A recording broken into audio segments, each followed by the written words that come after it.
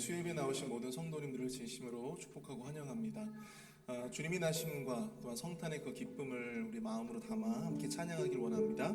참 반가운 성도여, 함께 우리 박수 치면서 힘차게 기쁨으로 찬양하겠습니다.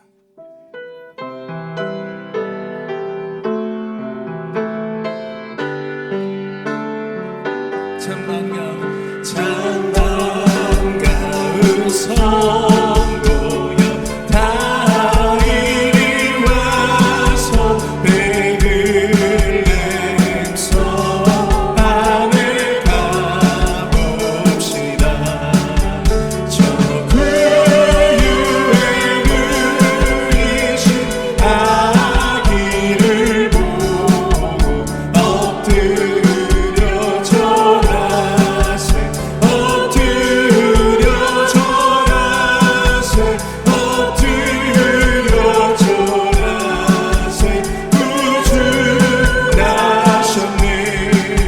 저 천사여 찬송을 높이 불러서 이 광활한 천지에 울리더라. 주 하나님 앞에는 영광을 돌려 엎드려 절하세, 엎드려 절하세, 엎드려 절하세. 구주 나셨네. 이 세상에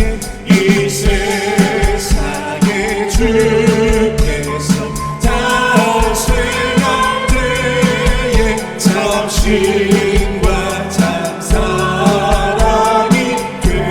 되시려고 저 곱정 영원에서 나시었으니 엎드려 절하세, 엎드려 절하세, 엎드려 절하세. 구주 나셨네. 여호와의 말씀이 육신을 입어 날 구원할 구주가 되셨도다. 감사한 찬송을 주 앞에 드려 엎드려 절하세, 엎드려 절하세, 엎드려 절하세. 구주 나 엎드려 절하세, 엎드려 절하세, 엎드려 절하세, 엎드려 절하세. 구주 나셨네.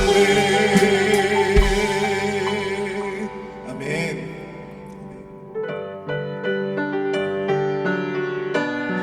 우리 시간 함께 주님의 영광을 찬양하며 고백합니다. 당신은 영광이요, 당신은 영광의 왕, 당신은 평강의 왕, 당신은 하늘과 땅의 주, 당신은 정의의 하늘. 천사가 무릎 꿇고 예배하고 찬송하는 영원한 생명 말씀, 당신은 예수 그리스도 주. 호산나 다니세, 호산나 다니세 자손들, 호산나 불러 주의 왕. 높은 하늘에 영광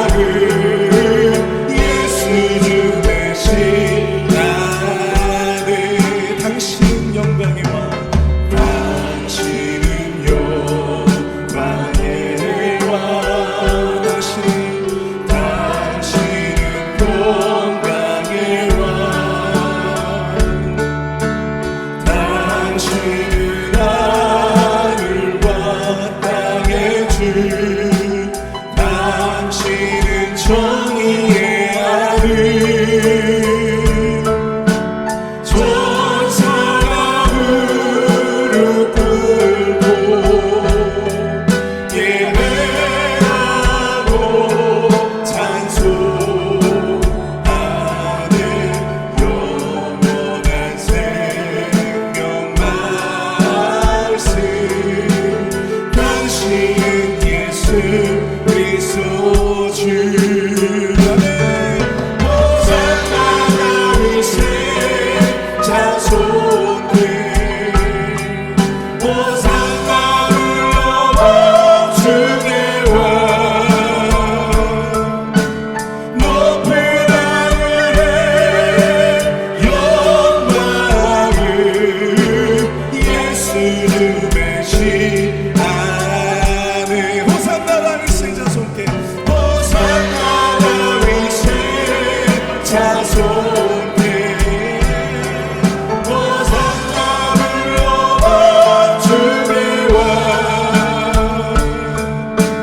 높은 하늘에 영광을 예수 주매시나 함께 함께 만세 함께 만세 존귀와 위엄을 찬양해 왕의 왕대 만세 주 예수 하나님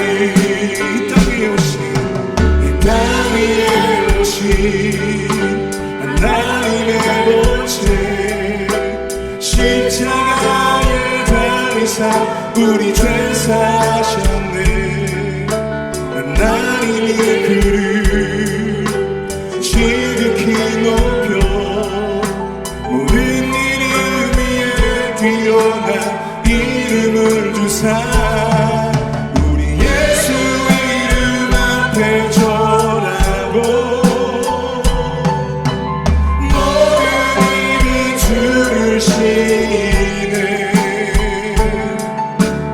영광 중에 오실 주를 보리라 선포해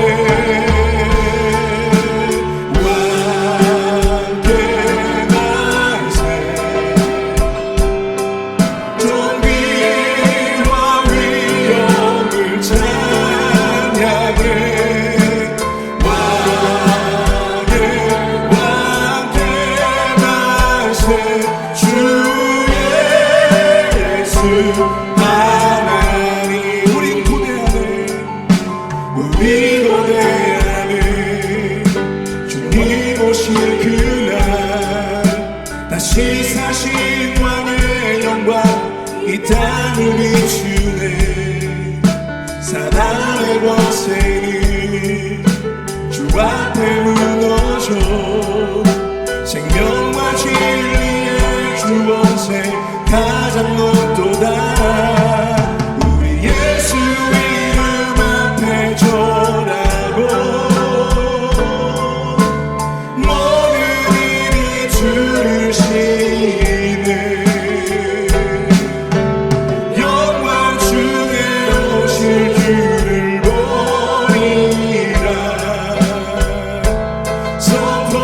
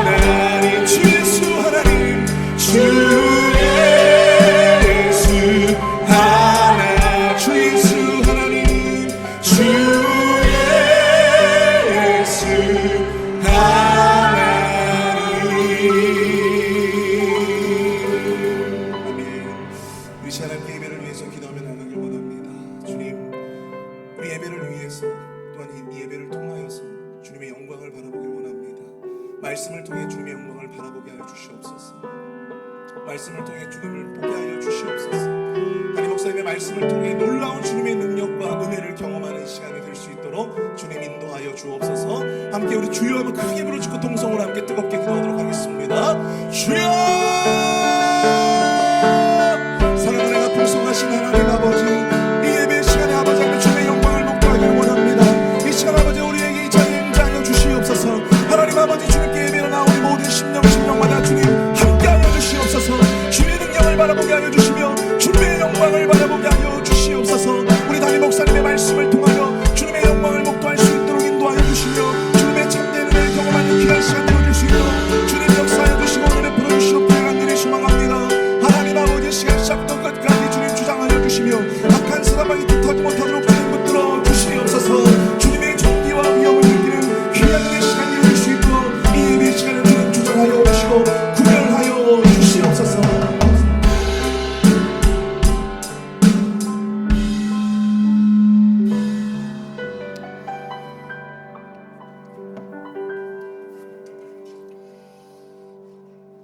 은혜가 풍성하신 하나님 감사를 드립니다.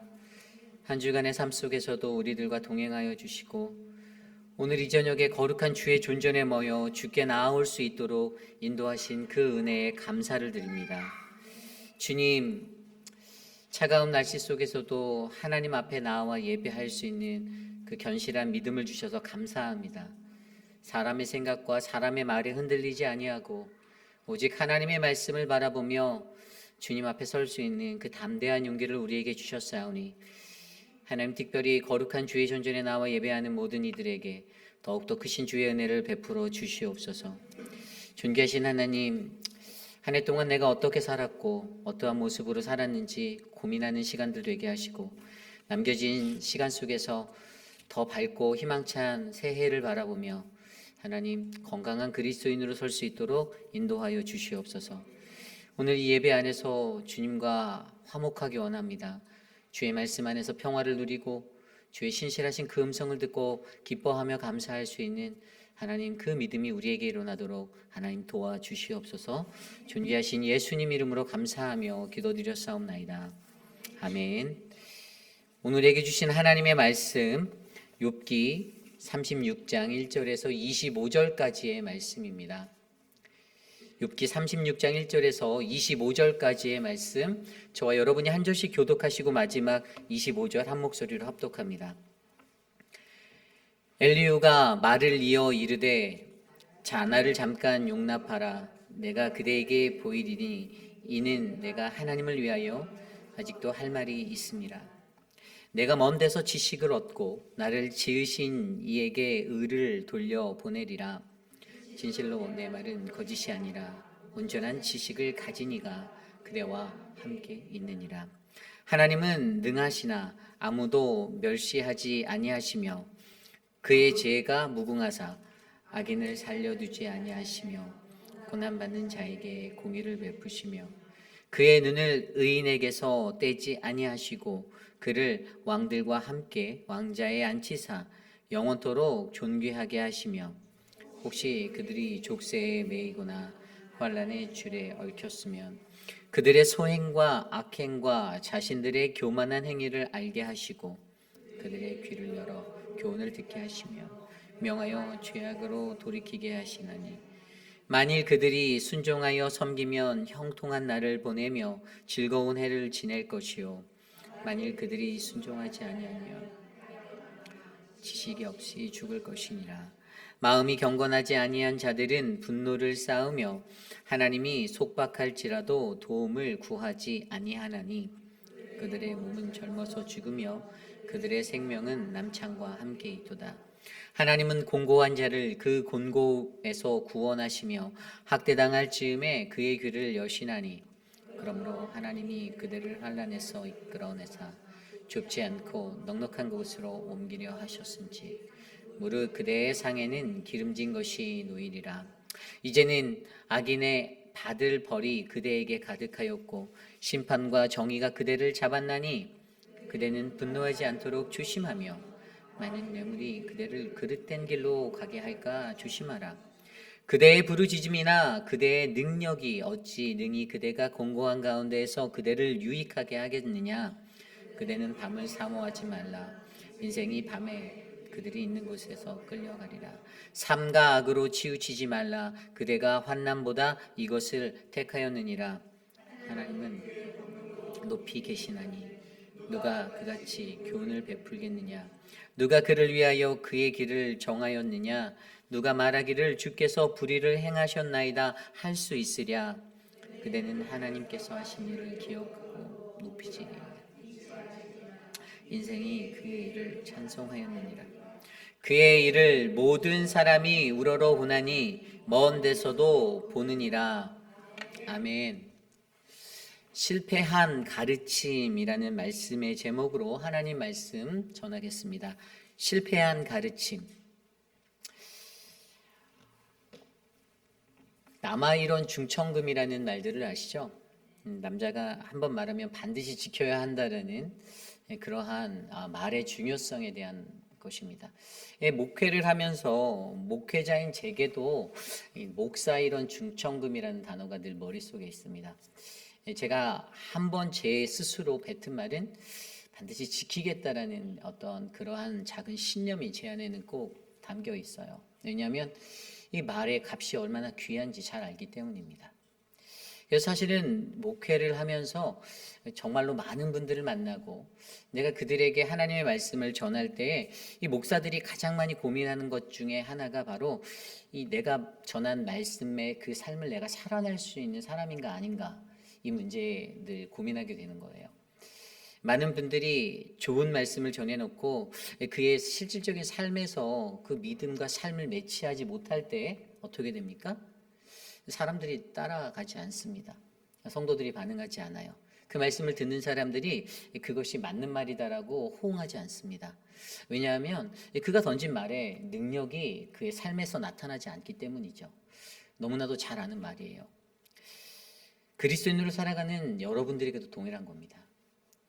우리 모두가 이 땅에서 그리스도인으로 살아갈 때 내가 다른 사람들에게 나는 하나님의 백성이고 성도고 그리고 신자라고 말하는데 이 신자가 되지 못하고 쉰자가 되는 것은요, 그 말에 능력이 없기 때문이에요. 내 삶의 행동에 능력이 나타나지 않기 때문입니다. 오늘 우리는요, 계속해서 엘리후의 모습을 통해 그러한 관점을 바라봅니다. 우리가 오늘 새벽에 묵상했던 말씀을 통해서 이 32장부터 계속해서 엘리후가 욥은 악하다라고 말하잖아요. 하나님이 침묵하는 이유는 욥이 악하기 때문이다 라고 설명합니다. 그리고 그러한 욥에게 기다려라, 너에게 곧 심판이 임할 거야 라고 말했던 것이 바로 엘리후였습니다. 이 엘리후가 거침없이 그렇게 말하는 것, 근데 여러분 32장부터 지금까지 말씀을 잘 들여다보시면 욥이 한마디라도 하고 있나요? 욥의 말 한마디도 안 나오고 있어요. 너무 특이하죠. 그 앞에서 친구들과 논쟁하고 그렇게 말하던 욥이 지금은요 32, 33, 34, 35, 36장 계속해서 엘리후만 일방적으로 말하고 있습니다. 엘리후의 이 이 거친 말, 엘리후가 이 말을 하는 목적이 무엇이었죠? 그것은 하나님이 의로우신 하나님이다라는 것을 증명하고자 해요. 그리고 욥을 설득하려 합니다. 그런데 여러분, 오늘 이 엘리후가 갖고 있는 이 말에는요, 사실 능력이 나타나지 않아요. 왜일까요? 그것은 바로 그가 말하는 것들, 그것이 바로 성공적인 믿음과 삶에 연결이 되지 않는, 커넥션이 없는 실패한 가르침이었기 때문입니다. 이 세상을 살아가는 사람들이요, 말을 빈대떡, 호떡 뒤집듯이 잘 뒤집잖아요.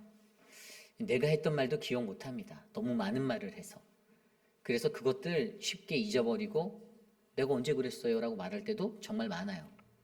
그렇기 때문에 오늘 우리는요, 오늘 우리의 삶 가운데서 오늘 주시는 말씀을 통해서 과연 우리의 삶 속에서는 나는 어떠한 믿음의 신앙을 가지고 내 삶에 이 커넥션을 이루고 살아가는지, 또한 내가 늘 가르침을 받는 사람의 입장이 아니라 그리스도인으로서 살아갈 때 나의 모습이 비추어져 믿지 않는 수많은 이들에게 그리스도를 가르치고 전하는 복음의 증인이 되어야 하는데, 과연 내가 나누는 그런 삶의 모습이 실패한 가르침이 되지는 않는지, 이러한 것들을 오늘 말씀을 통해서 함께 살펴보려 합니다. 오늘 우리는요, 우리에게 주신 실패한 가르침이라는 말씀을 통해서 우리의 삶의 작은 모습까지도 나의 믿음과 삶이 잘 연결되어지는 은혜를 기억하고 되새겨 보시는 거룩한 시간 되시기를 간절히 소망합니다. 오늘 첫 번째로 실패한 가르침, 이 실패한 가르침에서요, 우리가 이것들을 극복하기 위해서 저희는 어긋난 신앙의 대표성을 버려야 합니다. 어긋난 신앙의 대표성을 버리셔야만 합니다. 오늘 말씀 1절부터 4절입니다. 엘리후가 말을 이어 이르되 나를 잠깐 용납하라. 내가 그대에게 보이리니.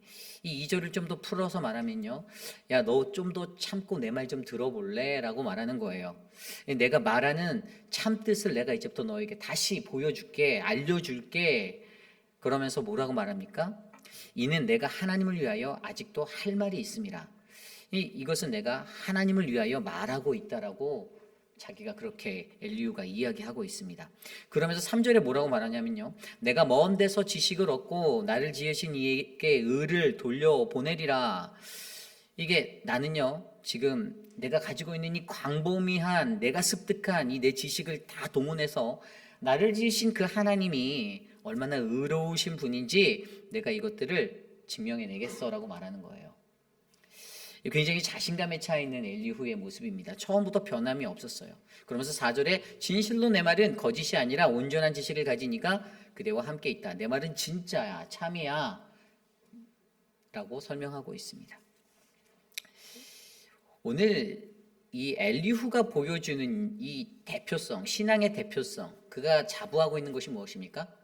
하나님은 의롭다라는 것이에요. 하나님은 의로우신 하나님. 여러분, 그 말 자체가 틀린 말이 전혀 아니죠. 그런데 여러분, 이 엘리후가 가지고 있는, 자기가 가지고 있는 이 대표성, 내가 오늘 네가 당하는 고난에 내가 전문가가 돼서 너의 고난을 분석하고 너의 모든 이유를 밝혀줄게라고 말하며 하나님은 의롭다라는 것들을 증명하려고 할 때 그가 만드는 실수가 무엇입니까? 하나님이 의롭기 위해서는요, 욥이 죄인이 되어야 한다라는 거예요. 하나님이 불의하지 않다라는 것들을 증명하기 위해서는요, 지금 말하고 있는 이 욥을 자기가 꺾어야 되는 거예요. 설득하고 넘기고 꺾어내야 되는 거예요. 그러한 생각이, 이 대표성이 오늘 자기에게 있어서요, 그래서 32장부터 지금까지 쉬지 않고 말 하는 거예요. 다 여태까지 욥이 했던 말들 조목조목 따져가면서 네가 이렇게 말했잖아, 네가 이렇게 말했잖아, 한 장 한 장씩 챕터를 넘길 때마다 그것들을 조목조목 반박하면서 하나님은 의로우신 하나님이야 라고 강조하고 있어요. 하나님이 의롭지 않다라는 게 주된 목적이 아니라 하나님이 의롭게 되기 위해서 오늘 나는 스스로 내가 당하는 이 고통, 이유 영문 모를 이 고통, 그것에서 말하고 있는, 나는 의롭다라고 표현하고 있는 욥을 바라보고 너는 의로운 존재가 아니야 라고 말하는 것은요, 그것은 사실 자기가 가지고 있는 어긋난 신앙의 이 대표성의 모습 때문에 다른 사람을 정죄하는 그러한 실수를 저지르게 만든다는 것입니다. 잘못된 가치관을 가지고 살아갈 때 어떠한 일들이 일어날 수가 있습니까? 내가 맞다라고 느낄 수가 있는 거예요. 오늘 그가 가지고 있는 이 대표성, 자신을 하나님을 대변한다라고 생각하고 지금 토론에 임하고 있는 엘리후가 가장 큰 실수를 범하고 있는 것은요, 자신의 자신감에 찬 그러한 것도 아니고, 그리고 자신 있게 말하는 그 신학적인 논리도 아니고, 단 한 가지, 그가 가지고 있는 그 생각을 성공적으로 세팅하기 위해서 욥을 죄인으로 만들어야 한다라는 실수를 범하고 있다는 것입니다. 여러분, 저와 여러분들이 우리가 이 세상을 살아갈 때도요, 저희도 이러한 실수를 범할 수 있죠. 내가 참 정석적인 FM들의 신앙인이다라고 생각하고 살아가는 분들이 간혹가다 있습니다. 내가 사는 게 맞다라는 거예요. 내가 신앙생활 한 패턴이 맞고, 그렇게 되면 어떻게 되죠? 다른 사람이 하는 게 다 틀린 게 되는 거예요. 주방 일을 하든 교회 일을 하든 무슨 일을 하든 간에 다 자기가 기준이에요. 자기가 FM이에요. 그럼 그것대로 모든 교회 생활, 신앙 생활 다 틀에 맞춰요. 공동체 안에서. 내가 내 삶의 기준이 되고 내가 공동체의 기준이 되려 하니 어떻게 됩니까? 다른 사람들이 다 틀린 거예요. 다른 사람들은 다 죄인이 되는 거예요. 다른 이들은 불의한 자가 되는 겁니다. 성경에 나오는 유대인들이 그것을 가장 잘 나타내는 사람들이었죠. 유대인들은요, 하나님의 대표성을 가진 사람들이 맞습니다. 하나님께 가장 먼저 선택받고 부름받은 사람이었어요. 성경에 나온 아담이라는 존재가 인류에 대한 대표성을 지니고 있다면 이스라엘이라는 한 민족의 이 바로 유대인들이 이 온 인류를 향한 대표성을 가지고 있었던 건 사실입니다. 하나님이 그들을 택하셨고 그들에게 하나님의 대표성을 더해주셨어요. 하지만 그들이 감당해야 했던 것은요, 하나님께 순종함으로써 온 인류를 그리스도께로 인도하는 통로가 되어야 했습니다. 그런데 그들이 갖고 있는 그 어그러진 생각과 어그러진 가치관이 어떻게 됐습니까? 하나님 백성으로서 구별된 삶을 살아내기는커녕 자기들에게 맞춰진 하나님의 신앙을 짜집기 위해서 자신들의 라이프의 신앙생활들을 만들었다라는 거예요. 그래서 그들의 삶 가운데서는요, 오직 우리 민족에게만 존재하는 선민의식, 우리에게만 존재하는 구원관, 그래서 사마리아 사람들, 수많은 이방인들은 배타적으로 자신들은 우월하고 월등한 존재의 사람들로 여기며 다른 사람들을 눈꼽만치도 배려하지 않고 보잘것없는 존재로 천하게 취급했던 그러한 실수를 했던 사람들이 바로 유대인들입니다. 여기에 갖고 있는 그들의 문제점은요, 바로 자신들이 가지고 있는 그 생각으로 복음을 제한한다라는 것이 문제입니다. 하나님이 우리에게 주신 복음을 자신들의 기준에 맞춰서 자신의 옷걸이에 맞춰서 딱 입고 제한하니 포용력이 떨어지는 거예요. 다른 사람의 다름을 인정하지 못하게 되는 것입니다. 그래서 어떻게 됩니까? 핵심을 놓치게 돼요.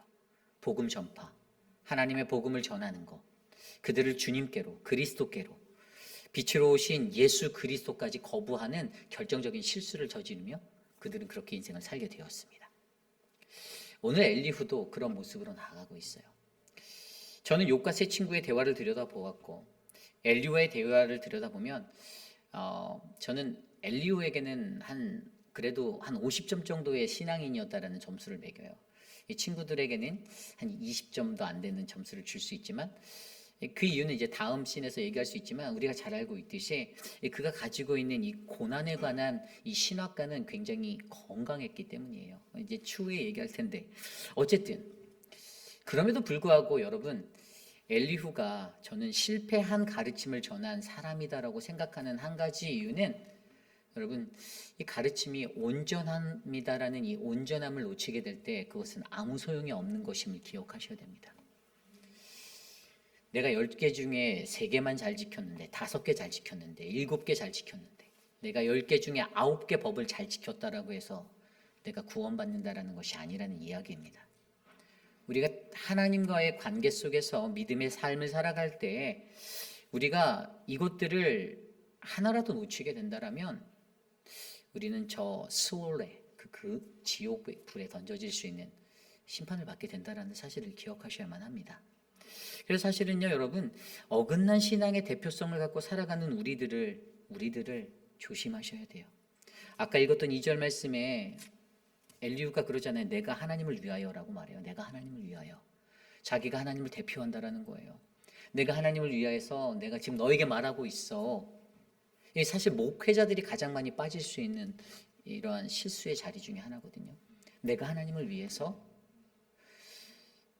물론 여기 있는 저나 서재호 목사, 저희가 하나님의 말씀을 준비할 때도 서재호 목사님도 그렇겠지만 저 같은 경우는 메디테이션을 굉장히 많이 해요. 머릿속으로 계속 생각하고 왔다 갔다 하며 하나님 이 말씀이 도대체 우리에게 어떤 적용으로 와야 됩니까를 고민합니다. 그리고 그렇게 하는 이유 중에 하나가 우리가 전하는 한마디 한마디의 그 말씀이 잘못된 가르침으로 전달되거나 틀린 하나님의 말씀이 되었을 때는 하나의 공동체가 깊은 수렁에 빠질 수 있는 위험에 놓이기 때문이죠. 그렇기 때문에 신앙을 대표한다라는, 내가 하나님의 신앙을 대표한다라는 이 좋은 생각을 가지고서 그것을 악용하거나 남용하는 인생을 살면 안 된다라는 것. 여러분, 우리 인생에서 그것이 중요합니다. 내 삶의 기준이 무엇입니까? 내가 가지고 있는 신앙의 기준이 무엇입니까? 하나님을 위하여, 하나님 편에서, 아까 여기서 2절에 난 하나님을 위하여, 히브리어로 어떤 단어냐면 레엘르아흐라는 단어예요. L이라는 단어가 하나님인데 이게 하나님 편에서예요. 하나님 편에서. 여러분, 우리가 하나님 편에서 서서 하나님 앞에 동행해야지, 하나님과 동행해야지 내 인생에 짜맞추기 위해 하나님 옆으로 가지 마시기를 부탁드립니다. 내 거 완성하기 위해서 내가 하나님 옆에서 가장 가까이 있는 척 하면 안 된다라는 거예요. 하나님을 위해서 내가 하나님 곁에 가서 그 인생을 살아가야지. 그런데 너무나도 많은 사람들이요, 내 거 누리기 위해서, 내 권위를 자랑하기 위해서, 내가 누릴 수 있는 힘의 권력을 누리기 위해서 교회라는 공동체에서, 사회라는 공동체에서 하나님을 이용할 때가 많다라는 겁니다. 왜냐하면 자기 스스로가 어긋난 신앙의 대표성을 버리지 못했기 때문이죠. 저는 이 자리에 계신 저와 여러분 우리 모두가 어긋난 신앙의 대표성을 가지고 살아가는 존재가 아니라 하나님께서 주시는 아름다운 신앙의 대표성을 가지고 선하게 살아가는 모든 인생, 값진 인생 되시기를 소망합니다. 분명 우리 교회에도요, 주변을 둘러보면 말없이 조용히 섬기시는 분들 계세요. 그런데 그렇게 섬기시는 분들 주변에는 그 섬기는 분들까지 왜곡해서 전하는 다른 사람들도 굉장히 많다는 것들을 기억하시길 바랍니다. 그렇기 때문에 우리가 가져야 하는 것은요, 남들이 열심히 하면 높여주는 거예요. 존중해 주는 거예요. 축복해 주는 거예요. 고마워하는 거예요. 남들이 조금 열심히 못하면 열심히 못할 수 있어요. 그러면 기도해 주는 거예요. 기다려 주는 거예요. 하나님의 때가 되면 언젠가 깨닫겠죠. 언젠가 그 자리에 서겠죠. 그리고 묵묵히 일하시는 분들 위해서 늘 격려해 주시고 독려해 주시고 칭찬해 주시는 이 너그러운 마음들이 우리 안에 넘쳐나기를 간절히 소망합니다. 이것이 오늘 말씀의 첫 번째, 실패한 가르침, 어긋난 신앙의 대표성을 버려야 합니다입니다. 오늘 말씀의 두 번째, 마지막으로 두 번째, 실패한 가르침은 바로 가르침에는 올바른 적용이 중요하다라는 것이에요. 올바른 적용이 중요하다.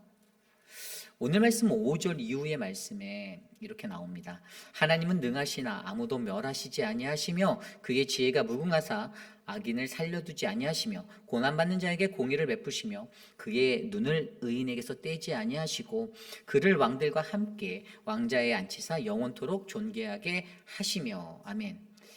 딱 세 가지로 하나님에 대해서 다시 한번 설명했는데, 하나님, 첫 번째로 5절에 나온 대로 하나님의 인격적 성숙, 인격적으로 성숙하신 하나님에 대해서 엘리후가 말하고 있어요.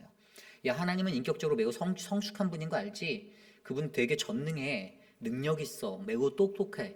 그런데 그분이 그렇게 똑똑하고 능하신 분인데도 아무도 멸하시지 않아 라고 얘기하는 거예요. 인격적으로 굉장히 성숙하신 하나님을 보여주고 있어요. 그리고 그의 지혜가 무궁하다라고 말했죠. 그리고 두 번째로 가면 공의의 하나님에 대해서 얘기해요. 6절에 악인을 살려두지 아니하고 고난받는 자에게 공의를 베푸신다라고 말하면서 공의의 하나님에 대해서 이야기합니다. 그리고 세 번째, 의인을 돌보시는 하나님, 7절에 나와 있어요. 그의 눈을 의인에게서 떼지 않는다. 그들을 높여주신다. 그러니까 하나님 앞에서 의롭게 살아가는 자들은요, 사람이 높여주는 것이 아니라 하나님이 높여준다라고 말하고 있어요. 이게 엘리후의 말이에요. 엘리후가 생각하는 하나님은 해서 인격적으로 성숙하신 하나님, 공의의 하나님, 의인을 돌보시는 하나님이라는 너무나도 좋은 가르침을 말하고 있습니다. 아주 퍼펙트해요. 너무나도 좋은 신앙관이고 신학적으로 분석해도 흠이 없을 정도예요. 그러면서 그가 뭐에 대해서 얘기하냐면 이제 고통에 대해서 다시 얘기해요. 이미 이전의 말씀에 고통에 대해서 얘기했던 똑같은 고통의 신학, 엘리후의 고통의 신학관을 가지고 이야기하는데 이 9절 10절에 이렇게 말합니다.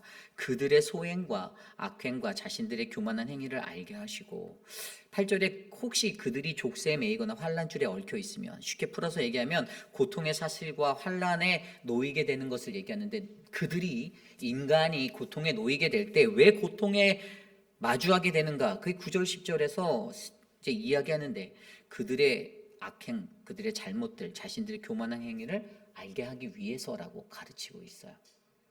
이전에 친구들이 말했던 건 다르죠. 이전의 친구들은 네가 고통받는 건 죄의 결과야가 끝이었어요. 그런데 전에도 말했듯이 미래지향적인 생각을 가지고 나아가는 엘리후는 이것을 가지고 알게 한다. 이게 굉장히 중요한 거예요. 이 알게 하다라는 것을요, ESV 영어 성경으로 보니까 he declares라고 나왔어요. declare, 선언하는 거, 선포하는 거예요. 뭘 선언합니까? 그들이 가지고 있는 잘못된 악한 것들, 악행들을 이것은 죄라고 선포한다라는 거예요.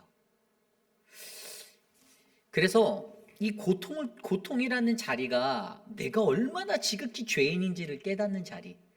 이 사람이 오늘 엘리후가요, 이 고통의 신학을 해석해서 3단계로 이것을 딱 얘기하거든요. 지금 제가 말하는 게 첫 번째인데, 이 알게 하는 것. 여기서 알게 하시고라는 구절의 이 동사 알게 하다라는 이 히브리어 야게드라는 거, 어떤 것을 사람 앞에 높이 두고 눈에 잘 띄게 한다라는 의미예요. 그러니까 이게 누구나 봐도 쉽게 보일 수 있게 인지하게 만들 거라는 거예요. 고통이라는 것이. 근데 그게 무엇인가? 내가 고통받는데 이것을 알게 하는 것일까요? 아니에요. 내가 어떤 죄인인지를 알게 하는 것이다라는 거예요. 내가 얼마나 He declared to them their work 라고 나와 있어요. 그들이 했던 것들, 내가 행했던 것, 내가 한 모든 것들, 내 죄를 아는 것. 결국에 이 알게 하는 단계, 이 첫 번째 단계는 나의 문제라는 거죠. 이것은 나의 문제, 나의 단계, 나의 프로블렘이에요. 뭐를 할 수 있는? 나 자신을 되돌아볼 수 있는, 내가 어떻게 살았었는지, 내가 얼마나 어리숙하고 혼미하고 내가 얼마나 왔다 갔다 살았었는지, 분별력 없이 살았었는지를 구별하게 만드는 거예요. 내가 얼마나 죄인인지를 깨닫게 만드는 것이 바로 이 알게 하다라의 영역이었어요. 그러면서 그 다음 절에 10절에 듣게 하다라는 단어를 말하고 있어요. 이 고난을 통해 두 번째로 가는 단계가 듣는 단계예요. 9절의 말씀을 보면 10절 말씀을 보면 그들의 귀를 열어 교훈을 듣게 하시며 라고 말하고 있죠. 내가 죄인인지를 알게 했어요. 내가 죄인이구나 느꼈어요. 자신이 철저하게 느껴서 그 다음 단계가 어떤 거라고요? 고통 속에서 하나님 말씀이 들려오는 거예요. 듣게 한다. 내 귀가 열린다라고 말하는 거예요. 이것도 영어 성경에 보면 He opens their ears 이렇게 나와 있어요. To instruction. 그러니까 인스트럭션이 뭐죠? 지시잖아요. 어떤 교법 같은, 어떤 매뉴얼 같은, 어떤 방법론적인 그걸 알려주는 지시잖아요. 내가 어떻게 이 죄의 구렁에서 내가 어떻게 살아가야 하는지를 무엇으로요? 말씀으로 비춰주시고 듣게 하신다는, 이게 정말로 고난 중에 제대로 신앙적으로 놓인 사람들은 이게 된다라고 설명해 주는 거예요. 내가 죄인이라는 걸 가장 먼저 느끼고 그 다음에 하나님의 말씀이 들려오기 시작하는 거예요. 그게 막 비춰지면서 내 양심을 찌르고 막 누르는 거예요. 이렇게 살면 안 되는데. 그렇게 만든다라는 거예요. 그러면서 그 다음 단계, 이 영적인 소경의 문제가 아니라 이 영적인 소경인 자리에서 말씀이 들리고 은혜의 자리로 들어서게 되면 그 가르침이 들리는 그 자리에 되게 되면 마지막 단계로 10절 후반부에 뭐라고 나와 있죠? 명하여 죄악에서 돌이키게 하시나니, ESV 영어 성경에 command that they return from iniquity. 그래서 그들의 죄, 그가 가지고 있는 그 악한 것들로부터 돌아서게 하는, 리턴하게 되는, 이 돌아섬에 하는 이 자리에 오게 한다는 이 3스텝, 고통이 갖고 있는 이 3스텝의 이펙트를 좀 우리에게 알려주고 있는 거예요. 되돌아서 가게 한다는 거죠. 여기서 돌아오다는 히브리어가 이 슈브라는 옛날에도 말씀드렸는데 죄에서 돌이켜 회개하는 것의 의미예요. 회개가 일어나게 돼 있다는 거예요. 말씀 앞에서 회개하고 내 삶이 돌아나는 것. 이게 고난이 가지고 있는 굉장히 멋진 엘리후가 가진 고난의 신학의 핵심이에요. 근데 여러분, 제가 말하려고 했던 핵심은 이것이 아니에요. 이 사람이 이렇게 아주 멋진 신학적인 말을 하고 신학적 풀이도 정말 잘했어요. 그런데 그가 어떤 실수를 합니까? 오늘 말씀에 보면요, 그 사람이 이것을 얘기하면서 11절 12절에도 이제 순종하면 네가 형통하게 될 것이고 즐거운 해를 보낼 거다, 회복될 거다라고 얘기하죠. 12절에는 그들이 순종하지 않으면 칼에 망하고 지식 없이 죽을 거야라고 이제 그것까지도 신학적으로 잘 정립해서 말해요. 그러면서 마음이 경건하지 않은 사람들은 분노를 쌓아가고 13절에 하나님이 구속할지라도 하나님께 전혀 의지하지도 않고 구하지도 않고 14절에 그들의 몸은 젊어서 죽을 것이다 라고 얘기하면서 이것을 설명하는데, 이 엘리후가 실수하는 게 15절 이후에 이제 말하는 거예요. 이 15절 이후에 하나님은 하면서 다시 하나님에 대해서 얘기해요. 그가 말하는 하나님이 어떠한 신학적인 바탕으로 말하냐면, 공고한 자를 그 공고에서 구원하시고 학대당할 쯤에 그의 귀를 여시니 그러므로 하나님이 그대를 환난에서 이끌어내사 좁지 않고 넉넉한 곳으로 옮기려 하셨은즉 그의 무릇 그대의 상에 기름진 것이 노이리라. 여기까지는 정말 퍼펙트했습니다. 그지? 고난 받으면 하나님께서는 공고한 자, 고통받는 자들의 소리에 신음에 늘 귀 기울이시는 하나님. 그래서 그들을 어떻게 해요? 환란에서 끌어내서 좁지 않은 넓은 대로로 옮겨주시고 그의 상을 기름진 것들로 채워주실 거야. 시편 23편에 나오는 그런 은혜가 너에게 임할 거야 라고 그에게 말해주시는데 너무 좋았는데 그의 실수가 17절에 나옵니다. 이제는 악인의 받을 벌이 그대에게 가득하였고 심판과 정의가 그들을 잡았느니. 현대인의 성경에 보면 이게 뭐라고 말하는지 아십니까? 이제 너는 네가 그렇게 했기 때문에 넌 벌 받아야 돼. 심판이 네 눈앞에 올 거야 라고 그냥 직격탄을 날리고 있어요. 그 앞에 좋은 고통의 신학을 잘 풀어서 설명해 놓고 욥을 향하여 던졌던 말이 17절의 말이에요. 17절. 이제 너는 그러나 이제는 내가 마땅히 받아야 할 벌을 받고 있는 거야 라고 말하는. 여기에서 중요한 것이요. 좋은 말씀을 가지고 말씀을 이렇게 잘 풀어놓고 적용이 잘못됐다라는 거예요. 가르침에는요. 그래서 올바른 적용이 중요하다라고 말씀드리는 거예요. 적용이 잘못됐다. 여러분 우리가 잘 알잖아요. 욥이 정말로 이 고통 중에 그냥 컴플레인하고 불평하고 막 그러는 모습입니까? 물론 작게 그랬을 수도 있죠. 하지만 욥은요 고통 중에 신음하는 거예요. 내가 왜 이 고통을 받냐고 하나님께 따지고 드는 게 아니라 정말 궁금하다라는 거예요. 하나님 알고 싶다라는 거예요. 나에게 말씀해 달라는 거예요. 나에게 가르쳐 달라는 거예요. 이 욥의 멘트는요. 내가 하나님 말씀해 주시면 내가 잘못한 게 있으면 내가 회복하고 되돌아설 의사, 용기까지 다 있는 거예요. 그런데 여전히 하나님이 말씀하지 않는 상황 가운데서 욥을 향하여서 고난에 대해서 정말 멋진 신학적인 웬만한 뭐 칼바르트나 어떤 그 신학자들보다도 더 뛰어난 신학적인 고난의 신학의 이론을 펼쳐놓고 나서 욥을 향해서 적용한 것이 그러니 너는 이제 너가 받은 너희가 갖고 있는 마땅히 받아야 할 벌을 받고 있는 거야 라고 말하는 이 말에서 그동안 쌓았던 모든 공덕이 한 방에 날아가 버리게 된 것이죠. 그러면서 그 뒤에 뭐라고 설명합니까? 욥에게 18절 이후에 야 너 분내지 마, 분노하지 말아라. 너 뇌물 받으면서 또 뭐 그렇게 할지 그런 것도 좀 조심해. 그러면서 또 19절에 야 네가 능력이 갖고 있는 부와 어떤 능력이 네가 받는 고통에서 너를 구해줄 거라고 믿니? 그렇지 않아. 악을 사모하지 마라. 20절에 악으로 치우치지 말라라고 이렇게 교훈하면서 그렇게 말하고 있다라는 것이죠. 여러분 중요한 것은요. 가르침에는 올바른 적용이 굉장히 중요합니다. 저는 대학교 1학년 때부터 큐티 훈련을 받았어요. 그래서 선교 단체에서 이렇게 배우면서 CCC 시스템 풍성한 삶이라는 CCC가 만든 순출판사가 만든 자체 교재가 있어서 매일 큐티를 하고 하루에 그러니까 올라가면 캠퍼스에서 늘 8시 반에 모여서 같이 저희는 큐티 생활을 하고 저는 뭐 큐티 어떻게 하는지도 잘 몰랐어요. 근데 CCC에서 훈련을 받을 때 큐티는 늘 가장 먼저 말씀을 그냥 소리내어서 읽고 한 번 소리내서 읽고 그 다음에 이해가 될 때까지 한 2번 더 읽고 그러면서 이제 묵상의 단계로 들어가게 해요. 묵상에 들어가면 메디테이션을 할 때 이 말씀들에 주는 그 의미를 찾으려고 그 말씀이 오늘 이 배경 안에서 어떤 말씀인가를 고민하고 생각하게 돼요. 그리고 마지막에 가장 중요한 것이 있는데 이 묵상이 이루어진 다음에는 적용을 꼭 시키거든요. 결단과 적용이라는 게 있어요. 마지막에 이것이 일어나야 돼요. 그런데 이 결단과 적용이 가장 중요하다고 제가 배웠어요. 왜냐하면 말씀을 풀어놓고 자기의 삶에 적용을 안 하면 어떻게 됩니까? 그냥 우리는 유대인이 되는 거예요. 내 삶에 적용이 없는 거예요. 제가 예전에 어떤 분에게 이런 말 들었어요. 목사님 말씀풀이 너무 잘하시는 것 같고 막 근데 교만하지 않죠. 제가 뭐 그런 존재도 아니고. 그런데 그분이 그 뒤에 무슨 말 하셨냐면 그렇게 말씀을 잘 풀어놓고 거기까지만 했으면 좋을 것 같아요. 이거 무슨 얘기? 저는 이해를 못했어요. 이게 뭔 말이지? 적용을 안 했으면 좋겠다는 거예요. 실천적인 부분에서 은혜가 다 날아간대요. 제가 그분께 그렇게 말씀드렸습니다. 근데 그 말씀을 하나님 말씀으로 받으십시오라고 말씀드렸어요. 목사가 뭐 개개인의 삶의 영역들을 다 꿰뚫어 보는 것도 아니고 그냥 저는 제게 주어지는 이 본문 안에서 이렇게 막 낙서를 해가면서 이렇게 그냥 말씀을 준비하는 것뿐이에요. 생각을 적어보고 또 적어보고 하나님이 오늘 나에게 어떤 말씀을 주실지 어떤 은혜의 말씀을 여러분께 나누라고 할지 제가 뭐 어저께 미리 다 정해놓고 그렇게 가는 패턴이 전혀 없습니다. 그냥 오늘 욥기 말씀 36장 1절에서 25절 주셨으니 그럼 그 말씀에서 오늘 나에게 어떤 말씀을 하시려나를 생각해 봅니다.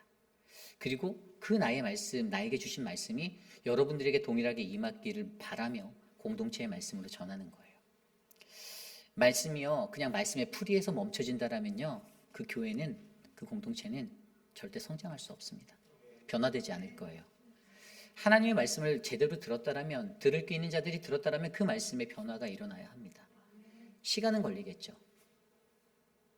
그래서 세상에서 가장 어리석은 것 중에 하나가 하나님의 말씀을, 그 은혜의 말씀을 들어놓고 내 삶으로 값지게 받아들이지 못하는 그 인생이 가장 안타까운 인생이 되는 거예요. 우리가 잘 알고 있는 A.W. 토저가 우리가 누리는 영적인 축복은 하나님이 얼마나 우리들을 정복하시는가에 비례한다라고, 정비례한다라고 말하였습니다. 내가 하나님의 말씀을 들었으면 그 말씀이 나에게 얼마나 좋은 적용점이 되어서 내 삶을 변화시키고 내 삶을 만지고 내 삶을 움직일 수 있을까라는 것들을 고민하는 것이 진짜 신앙인 아니겠습니까? 우리가 말을 해놓고 섬기자 했는데 어떠한 섬김의 현장에 있을 때 여러분들께 요청을 드렸는데 아무도 섬기지 않는 자리로 섬기는 자리로 나오지 않는다고 생각해 보십시오.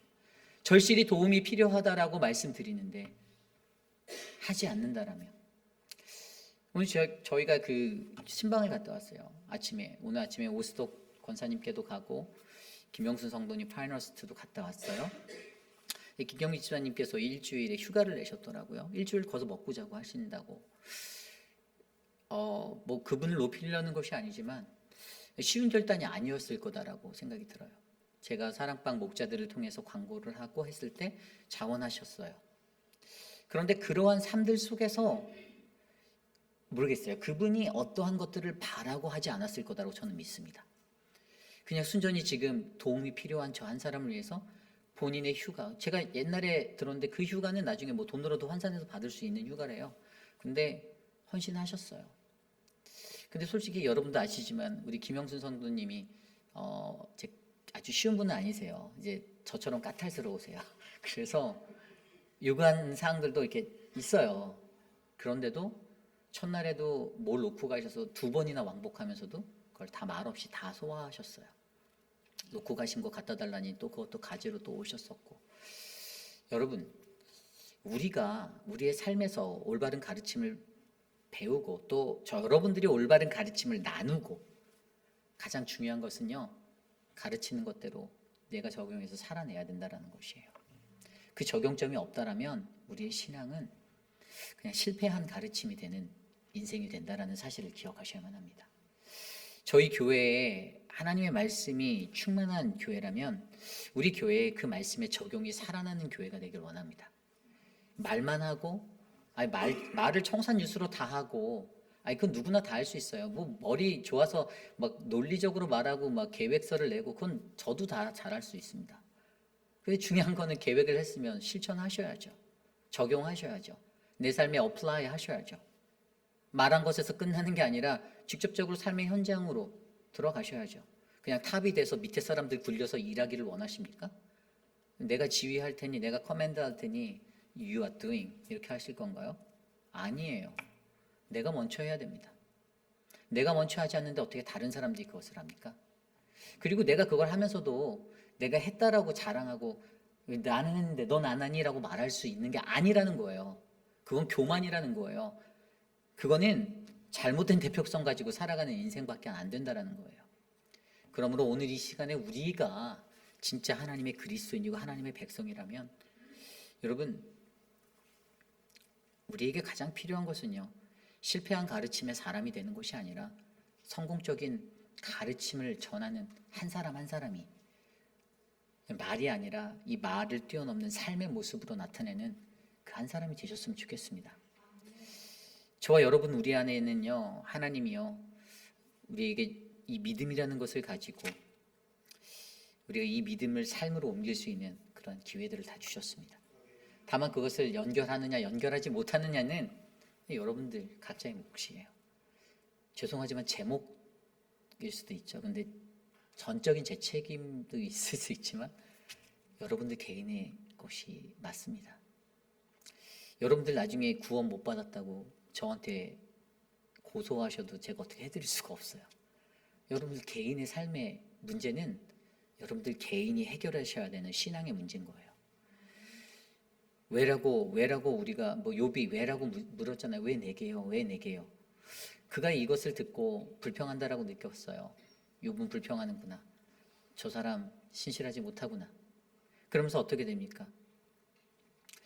욥이 친구들과 대화할 때도 그 친구들이 욥을 제대로 설득하지 못하는 거 보고 내가 나서서 내가 욥이 말하는 자기가 의롭다고 하는 저걸 내가 꺾어줄게라고 하고 달려들었는데 가르쳤는데 사실 좋은 관점의 신앙관도 갖고 있었지만 결국에 그것이 삶의 매치가 이루어지지 않으니 어긋난 신앙의 대표성을 갖고 있는 자신의 모습 때문에 가르침에 대한 올바른 적용이 없는 그 연약한 모습 때문에 오히려 공허하게 울리는 하나의 소리밖에 되지 않았다라는 거예요. 5장 동안 신나게 떠들었는데 욥이 유동하지 않습니다. 욥이 움직이지 않아요. 이 말씀을 듣고 욥이 마음을 아파하며 하나님 앞에 엎드려 회개했다 하면 은혜가 될 것 같은데 그런 구절은 없습니다. 오히려 욥의 마음에 큰 거부감이 더 일어나고 오히려 자신의 삶을 더 아프게 짓누르는 그 고통만을 욥이 느끼고 있을 뿐이에요. 그러므로 여러분, 우리의 삶 가운데 저와 여러분 우리 모두가 실패한 가르침이 아닌 신자 이런 중천금을 행할 수 있는 거룩한 믿음의 삶들을 꼭 살아내시기를 부탁드립니다. 어떠한 것에서도 하나님이 우리에게 말한 대로 지켜 살 수 있는 그 은혜를 주시기 원합니다. 여러분 한 사람 한 사람이 그런 공동체 되시길 원합니다. 차라리 지키지 못할 건 말하지 마세요. 그게 좋아요. 뒤집어 엎을 거면은 그냥 손바닥 뒤집듯이 부침개 뒤집듯이 뒤집을 거면 그냥 아예 애초에 말을 안 하고 그냥 가만히 가는 게 중간은 갑니다. 그렇기 때문에 저와 여러분 우리 공동체 안에 아름다운 성공의 가르침이 날마다 믿음의 삶으로 연결되는 거룩한 일들이 일어나기를 간절히 소망합니다. 오늘 주신 말씀을 놓고 함께 기도하려 합니다. 믿음과 삶이라는 찬양이에요.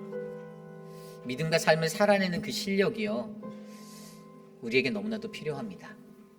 어떠한 삶이든지 우리가 가지고 있는 그 작은 믿음도 삶으로만 살아낸다면 그것은 큰 하나님의 복음의 능력이 된다라고 저는 믿습니다.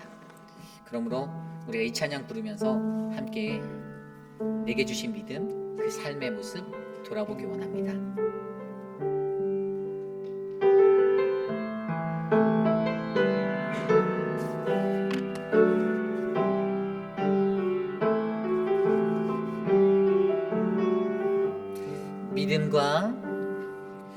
믿음과 삶을 살아내는 실력이 너무나 다른 내 모습을 볼 때에 이 모습도 주가 사랑하실까 자신 없는 내 모습 그저 주님 앞에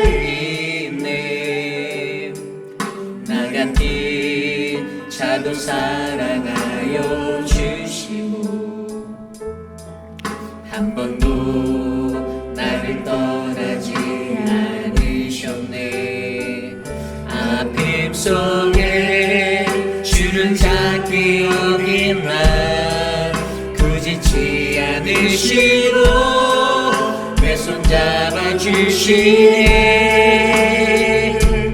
오직 주님 안에 두려움없네. 고난을 통해 날 만드심이 있네. 주님만이 내 모든 것 되시네. 주의 강한 손 날 붙드시네.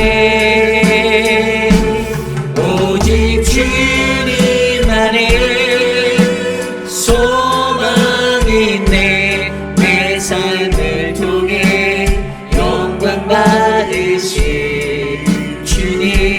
주님만이 내 모든 것 되시네. 주의 선하신 나 노래하네. 다시 찬양합니다. 믿음과 삶을 살아내는 실력이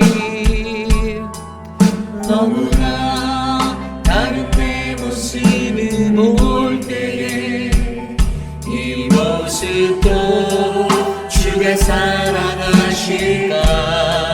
자신 없는 내 모습 그저 주님 앞에 나 같은 자도 사랑하여 주시니 나 같은 자도 사랑하여 주시니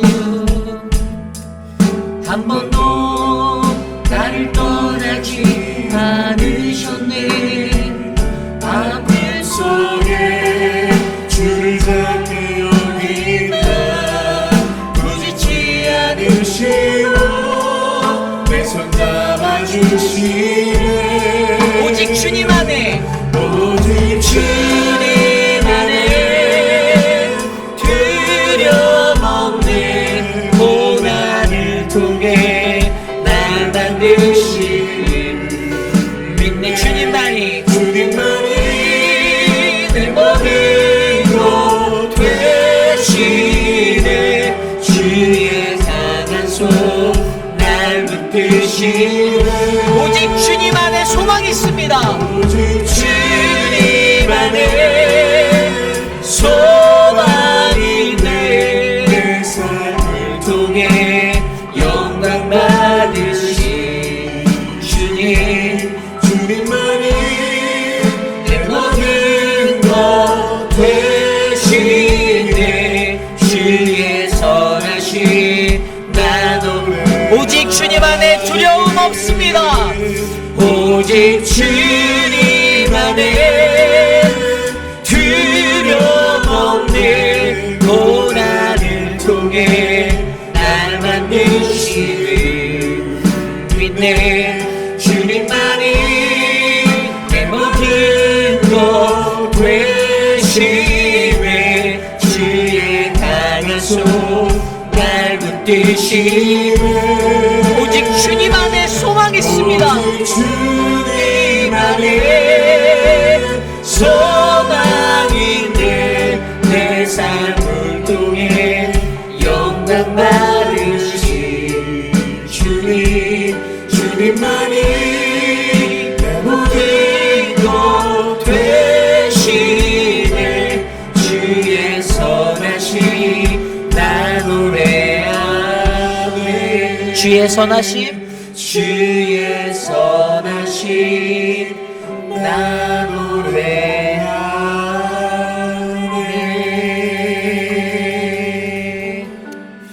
아멘. 그렇습니다. 참 믿음과 삶을 연결시켜 살아낸다는 거 정말 어려운 것 같습니다. 저도 날마다 고뇌하고 번민하는 것이 바로 이런 부분이에요. 내가 이 삶을 살아내지 못하면 어떡하지? 또 실패하는 것들도 있죠. 못 살아내는 것도 있어요. 컨트롤되지 아니하는 감정의 부분도 있고, 연약한 인간이기에 쓰러지고 좌절하는 거, 시기하지 말라, 질투하지 말라 다 알면서도 내 머릿속으로 시기하고 질투하고, 나를 의롭게 여기지 않고 겸손히 살아가야 된다는 것도 알면서도 알게 모르게 내가 드러나고, 내가 사람들로부터 존중받기 원하고 높임받기 원하고, 하나님이 높임받아야 될 자리에 내가 하나님 가린 적도 있고, 영적인 그 교만함을 우리가 버리고 우리가 실패한 가르침의 인생이 되는 것이 아니라 성공한 가르침의 인생들이 바로 여러분들의 삶, 저의 인생 되기를 원합니다. 그래서 믿음과 삶이 아름답게 잘 연결되어서 우리 회빛 한인 장로교회가 주님이 주시는 그 영적인 축복, 바로 하나님이 얼마나 우리들을 정복하고 계시는가의 이 삶에서 하나님께 정복당한 아름다운 인생 되시기를 소망합니다. 그러한 마음으로 함께 이 시간 기도합니다. 하나님, 나를 그러한 삶으로 놓아주십시오. 함께 기도하겠습니다. 하나님, 믿음을 삶으로 살아내는 것이 그 실력이 하나님 너무나도 다른 내 모습을 바라봅니다. 하나님, 도무지 하나님 내가 보기에도 다른 이들이 보기에도 하나도 그리스도인 같지 않고 하나님의 백성 같지 않는 그러한 삶의 모습들, 하나님 어긋난 삶의 그 자리들을 고쳐주십시오. 우리를 불쌍히 여겨주시고 깨뜨려 주십시오. 그저 주님 앞에 나아갈 수 없는 자인데도 하나님이 사랑하여 주시고 하나님 내 손을 잡아주셨던 그 하나님 고단 속에서 나를 만들어주신 그 하나님을 내가 믿사오니 더욱더 성숙하고 아름다운 그리스도인이 되기 위하여 하나님 나를 인도하여 주시고 붙잡아 주시옵소서. 주님 나를 도와주시옵소서. 다스려 주시옵소서. 주님 인도하여 주시옵소서. 우리 시간에 기도할 때 우리 육신의 연약한 분들을 위해서 기도드립니다. 우리 김영순 성도님을 위해서 기도해 주시고요. 건강이 많이 그래도 좋아지셨어요. 그리고 또 오늘 우리 강옥순 어머님께도 갔다 왔는데 어머님은 이제 퇴원해서 집에 계신데 많이 이렇게 육신이 힘드셔서 눈도 잘 못 뜨시고 이제 기력이 없으셔서 계속 이대근 집사님이 돌보고 이렇게 하시는데 그 삶을 위해서 기도했으면 좋겠습니다. 그래서 오늘도 제 손을 꼭 잡고 기도하시는데 이 마음에 너무 눈물이 날 정도로 가슴이 아팠어요. 하나님이 잘 일으켜 세워 주실 걸 알면서도 이 연약한 어르신들, 연로하신 어르신들 바라보면 마음이 아파요. 제가 기도하는 것 중에 하나가 여러분 우리 교회요. 여러분 나이가 값이 맞아요. 어른들은 어른이에요. 여러분들보다 더 많은 인생들을 사셨고 그래서 그분들을 존중할 수 있는 인생이 되기를 원합니다. 때로는 어떤 사람 중에 뭐 위아래도 없어요. 어른도 없어요. 그냥 뭐 성격 부딪힌 대로 막 쏟아붓는 분들도 있어요. 그런 분들 간혹 가다 봐요. 근데 너무나도 가슴이 찢어지게 아픕니다. 왠지 아십니까? 나중에 그분이 똑같이 그 대우 받을 수 있거든요. 그렇기 때문에 여러분 저희 교회에 우리 어르신들, 우리 김용우 장로님, 초대 장로님이시죠? 김용우 장로님, 또 뭐 윤태임 권사님, 뭐 이런 분들, 어르신들에게 우리 박정숙 권사님, 이런 어르신들에게 우리가 정말로 잘하는 교회 됐으면 좋겠습니다. 어른들에게 뭘 바라지 마세요. 어른들 이미 우리한테 주실 만큼 다 쏟아 부어 주셨어요. 우리가 잘해야 됩니다. 우리가 그 어른들을 우리가 잘 보필하는 교회, 지역사회에서 인정받는 회의비라는 장로교회 교회 되길 소망합니다. 이 시간 육신의 연약한 분들 위해서 우리 어르신들 위해서 함께 기도합니다. 하나님 도와주십시오. 우리 교회가 더욱더 건강한 교회가 되기 위해서 하나님 어르신들을 잘 섬길 수 있는 교회가 되기 위해서 하나님 그러한 교회가 되기 위해서 우리를 다스려 주십시오. 하나님 우리가 하나님이 무엇을 원하는지 우리가 그것들을 잘 깨달아 알게 하시고 하나님 그러한 나의 삶에 어그러진 자리가 있다면 하나님 앞에 엎드려 회개하게 하여 주시고 변화되게 하여 주시고 하나님 우리를 보살펴 주시옵소서. 우리 회의빛 아닌 장로교회 하나님의 거룩한 공동체로 세워주실 줄 믿습니다. 주의 말씀이 세워지게 하시고 말씀이 능력이 되게 하셔서 하나님 사랑의 정의와 하나님의 은혜가 흘러넘치는 교회 되게 하여 주십시오. 도와주십시오. 우리 마지막으로 한 가지 기도할 때 우리 이제 몇 시간 후면 비행기를 타게 될 우리 김준영 목사님 가정을 위해서 기도드립니다. 뭐 김준영 목사님 온다라고 제가 광고했더니 뭐 이미 그분의 신상들을 파악하셔서 널리 홍보하신 분들이 있는데 홍보할 때 좋은 것만 말씀해 주시기를 부탁드립니다. 뭐 제가 귀가 이렇게 청력이 좋았고 막 다 들려와요. 근데 그런 말 들을 때마다 가슴이 아픕니다. 아직 오지도 않고 여러분들 보지도 않는 목회자를 판단해서 막 말씀하시는 참 안타깝습니다. 김준영 목사님이 나이가 어리지만 제가 이제 제 같은 교단 후배예요. 근데 주변 사람들에게 제가 다 파악해봤어요. 정말 성실하고 신실하고 정말 저랑 전화 통화할 때도 애티튜드가 너무 좋아요. 정말 예의가 너무 바른 그런 목회자입니다. 많은 분들이 왜 음악도 배우지 않는 사람을 음악 목사로 뽑았나라고 많은 분이 아니야. 어떤 사람이 혹자가 그렇게 말하거든. 하나님이 부르셨을 거예요 라고 대답해 주시길 부탁드립니다. 그리고 주의 종이잖아요. 나이가 어려도. 그러면 여러분 그 사람들 신뢰하시고 그 사람들이 뭐 여러분들에게 해로운 길로 여러분들 인도하시겠습니까? 결론이요. 그 사람이 여기 오기까지 저희 당회가 사람 찾는 거 너무 힘들었거든요. 진짜 끝까지 가서 또 어그러지고 다 해놨는데 안 온대요. 왜 안 오냐고 물어볼 수 없었지만 못 오겠대요. 못 가겠대요. 생각해보니까 못 가겠대요. 그냥 한국에 있겠대요. 여기가 좋사오니 페이필까지 안 가겠대요. 그런데 저희가 정말 당회원들이 기도해서 인터뷰까지 보고 다 결단했어요. 그 목사님도 자기의 재정을 들여서 변호사비니 뭐니 다 돼서 비행기표 3가족이면 여러분 5,000불이 넘어가요. 근데 이곳으로 와요.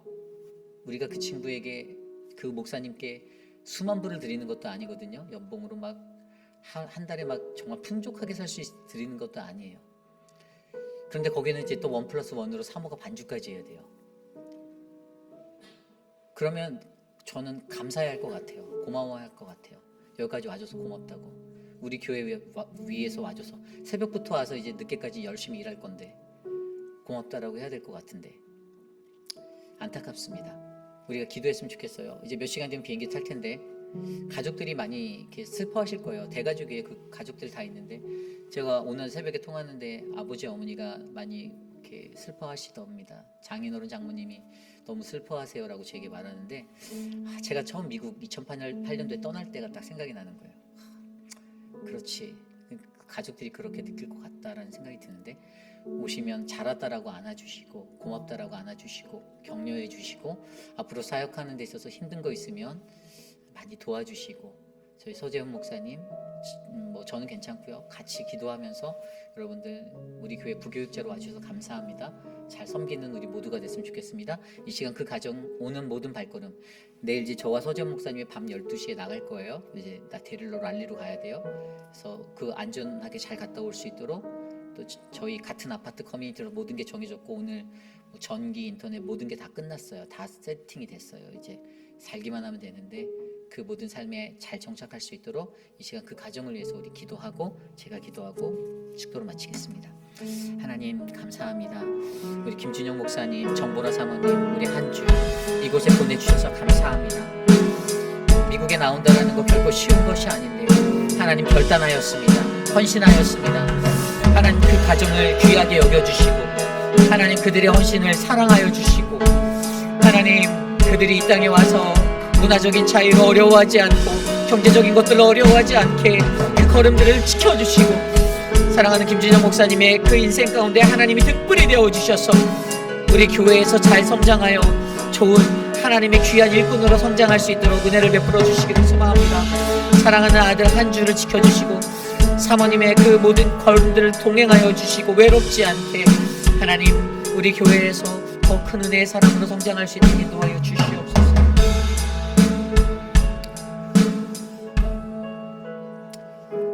참으로 존귀하신 하나님 감사합니다. 하나님 주의 말씀을 들으며 이 말씀이 오늘 나에게 말씀하시는 주의 음성이다라고 느낄 수 있는 그 영적 민감함이 우리에게 있기를 소망합니다. 매일 먹는 하나님의 말씀, 매일 받는 주의 말씀임에도 불구하고 사람의 소리로 듣고 하나님 섭섭막이 틈타들어서 하나님 이리 삐지고 저리 삐지는 하나님 삐돌이 인생 살지 않게 하여 주시고 하나님께 감사하고 나를 말씀으로 비추어 회복하고 영적으로 더욱더 성숙하고 성령 충만한 인생 되도록 하나님 주의 은혜를 덮어 주시옵소서. 사랑하는 우리 어르신들 너무나도 귀한 분들 하나님 김장 담느라고 수고하시는 김치 담그느라고 수고하시는 권사님들 하나님 축복하여 주십시오. 육신의 연약함 가운데 아파하시는 어르신들 하나님 우리가 존중하고 모실 수 있는 교회 되도록 하나님 어리석은 마음 버리게 하여 주시고 참된 에티켓 예절 바른 믿음인 될 수 있도록 도와주시옵소서. 하나님 사랑하는 김준영 목사 하나님 어린 나이지만 하나님의 부르심에 순종하여 결단하고 헌신하였습니다. 하나님 이역만리로 날아오는 그 첫걸음 두렵고 떨릴진데 하나님 저들의 마음에 위로를 주시고 은혜를 주시고 하나님 비교하고 값을 매기는 하나님 그러한 어리석은 인생이 되지 말게 하시고 하나님 축복하고 존중하고 감사하는 우리 모두가 될 수 있도록 복을 주시옵소서. 지금은 우리 구주 예수 그리스도의 무한하신 은혜와 그 크신 하나님의 사랑하심과 성령 하나님의 감화감동 교통하심의 역사가 오늘 이 시대를 살아가며 하나님 앞에 나아갈 때 주님 내게 주시는 하나님 그 가르침 내가 나눌 때 성공한 가르침이 되게 하여 주십시오. 하나님 나의 연약한 믿음과 삶이 잘 연결되어 승리할 수 있도록 도와주시옵소서라고 고백하는 사랑하는 우리 회의비라는 장로교회 성도님들 한 분 한 분 특별히 오늘 이 저녁에 이곳에 와 주님께 엎드려 예배드린 믿음의 권속들 머리 위에 저들의 자녀와 가정과 삶의 터전 위에 지금으로부터 영원토록 함께 하시기를 간절히 축원하옵나이다. 아멘.